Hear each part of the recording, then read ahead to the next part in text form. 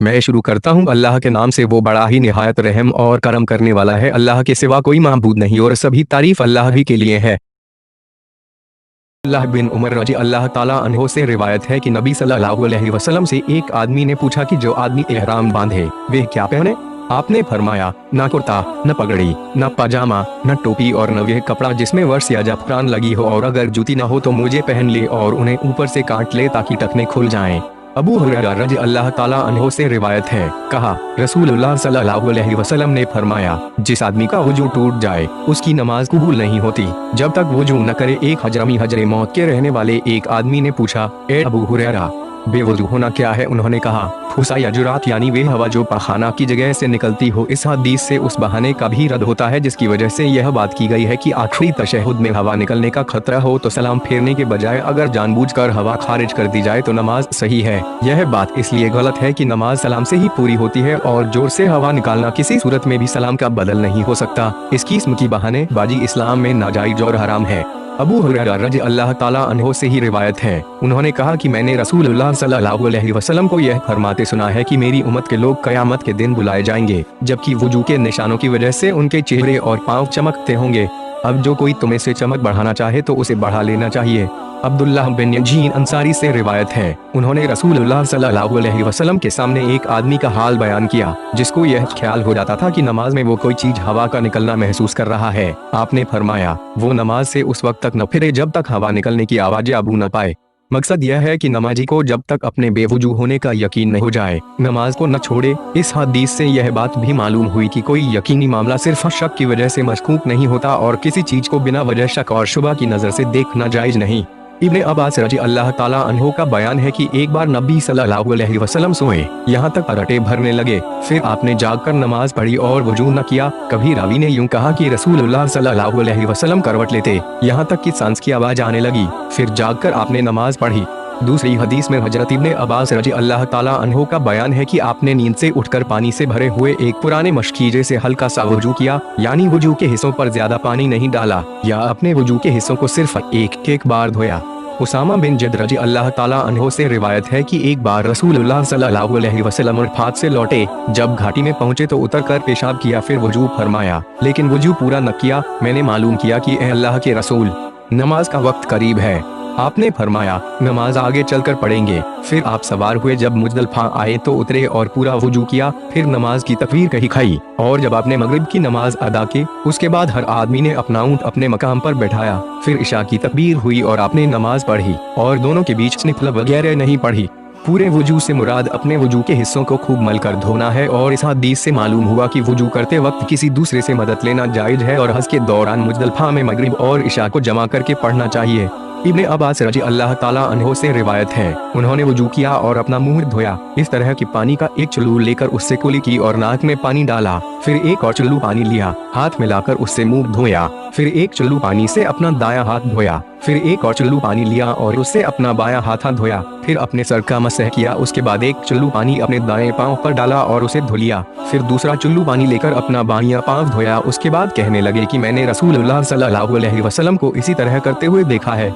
मतलब यह है कि वजू के लिए दोनों हाथों से चुल्लू भरना जरूरी नहीं। नीज उन रिवायतों के जईफ होने की तरफ इशारा है जिनमें है कि रसूलुल्लाह सल्लल्लाहु अलैहि वसल्लम एक ही हाथ से अपने चेहरे को धोते थे। इससे यह भी मालूम हुआ कि एक चुल्लू लेकर आधे से कुली की जाए और आधे से नाक साफ करें।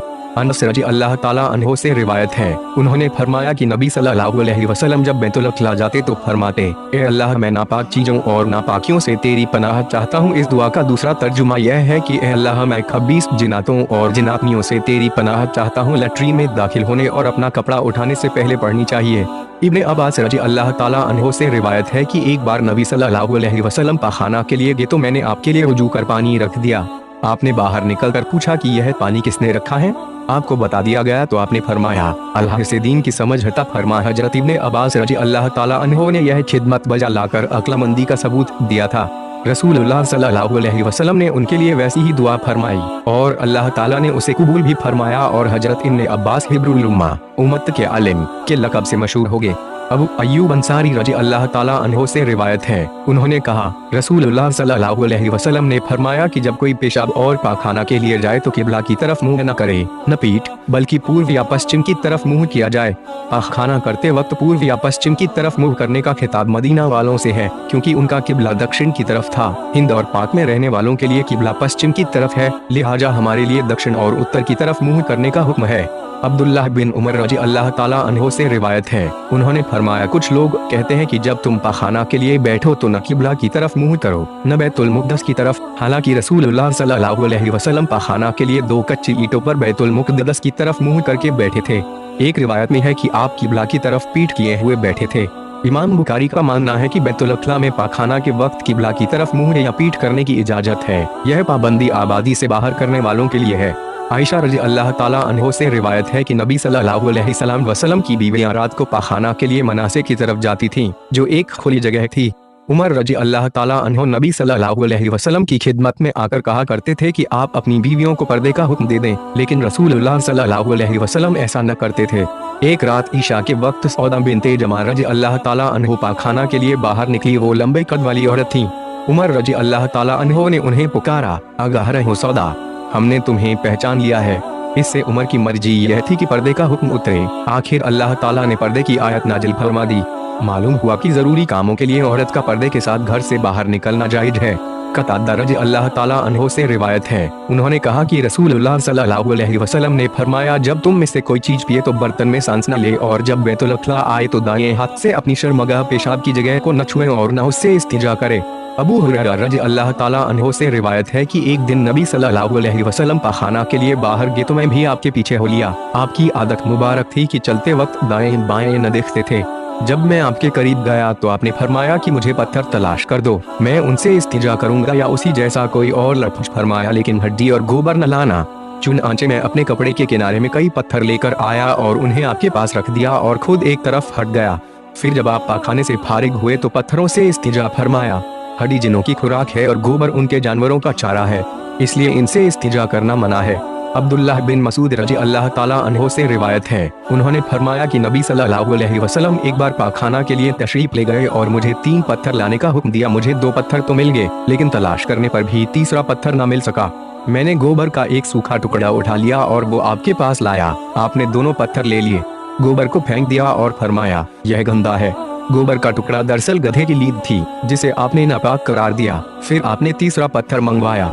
उस्मान बिन अफ़्फ़ान रज़ी अल्लाह ताला अन्हो से रिवायत है कि उन्होंने एक बार पानी का बर्तन मंगवाया और अपने हाथों पर 3 बार पानी डालकर न धोया।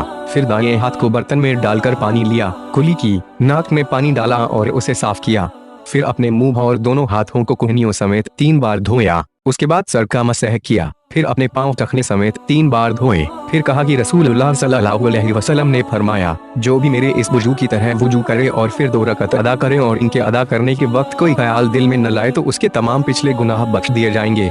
बुखारी की एक रिवायत में है कि इस बख्शिश पर घमंड भी नहीं करना चाहिए कि अब दीगर अमलों की क्या जरूरत है। उस्मान बिन अफ़्फ़ान रज़ी अल्लाह ताला अन्हो से ही रिवायत है, उन्होंने फरमाया कि मैं तुम्हें एक हदीस सुनाऊं, अगर कुरान में एक आयत न होती तो यह हदीस तुम्हें न सुनाता।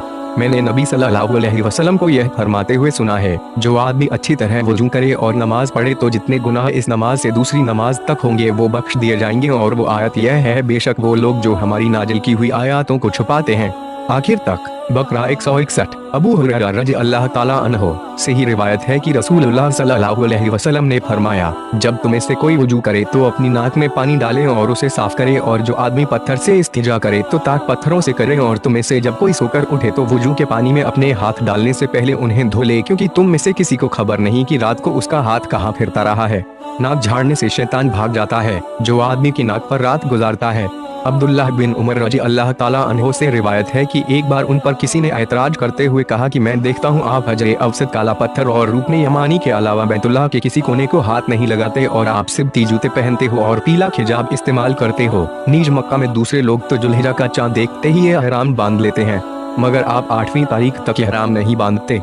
इन्हें उमर रज़ी अल्लाह ताला अन्हो ने जवाब दिया कि बैतुल्लाह के कोनों को छूने की बात तो यह है कि मैंने रसूलुल्लाह सल्लल्लाहु अलैहि वसल्लम को दोनों यमानी हजरे अस्वद, रुकने यमानी के अलावा किसी दूसरे रुकन को हाथ लगाते नहीं देखा। और सुब्ती जूतियों के बारे में यह है कि मैंने रसूलुल्लाह सल्लल्लाहु अलैहि वसल्लम को जूतियां पहने देखा जिन पर बाल न थे और आप उनमें वुजू फरमाते थे, लिहाजा मैं उन जूतों को पहनना पसंद करता हूँ। रहा जर्द रंग का मामला, तो मैंने रसूलुल्लाह सल्लल्लाहु अलैहि वसल्लम को यह हिजाब लगाते हुए देखा है, इसलिए मैं भी इस रंग को पसंद करता हूँ। और इहराम बांधने की बात यह है कि मैंने रसूलुल्लाह सल्लल्लाहु अलैहि वसल्लम को उस वक्त तक इहराम बांधते नहीं देखा जब तक आपकी सवारी आपको लेकर न उठती, यानी 8वीं तारीख को।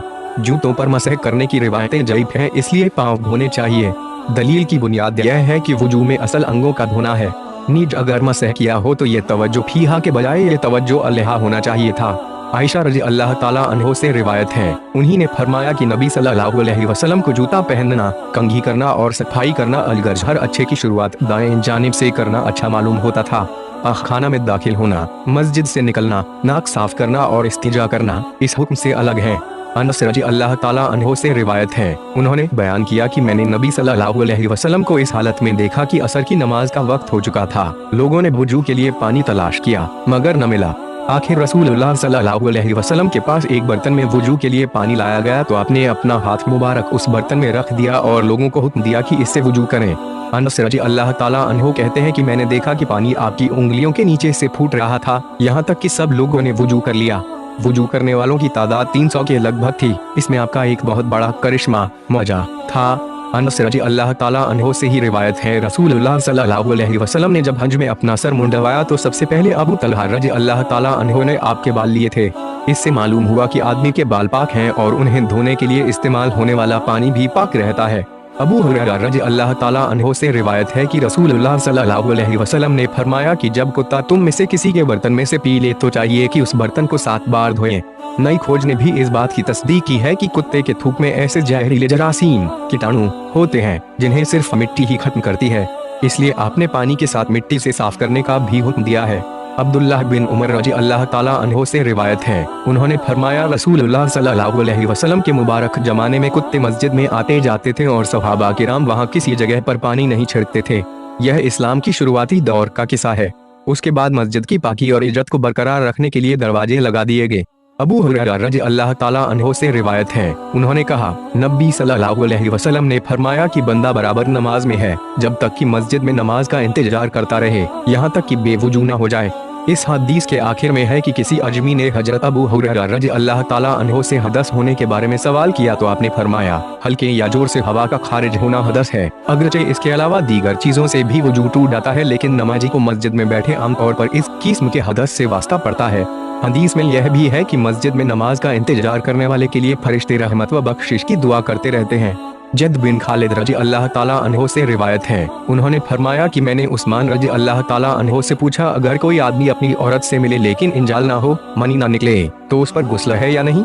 उन्होंने जवाब दिया कि वह नमाज के वजू की तरह वजू करे और अपनी शर्मगाह को धो डाले। फिर उस्मान रज़ी अल्लाह ताला अन्हो ने फरमाया कि मैंने यह रसूलुल्लाह सल्लल्लाहु अलैहि वसल्लम से सुना है। जब कहते हैं चुनांचे मैंने यह सवाल अली, तलहा, जुबैर और उबई बिन कदौलर रज़ी अल्लाह ताला अन्हो से पूछा, उन्होंने भी मुझे यही जवाब दिया। इंजाल ना होने की सूरत में गुस्ल न करने का हुक्म खत्म हो चुका है, क्योंकि आखिरी हुक्म यह है कि इस वाली औरत के पास जाने से ही गुस्ल वाजिब हो जाता है, चाहे मनी निकले या न निकले। चारों इमामों और ज्यादातर आलिमों का यही ख्याल है। अलबत्ता इमाम बुखारी का रुझान यह है कि ऐसी हालत में एहतियातन गुस्ल कर लिया जाए।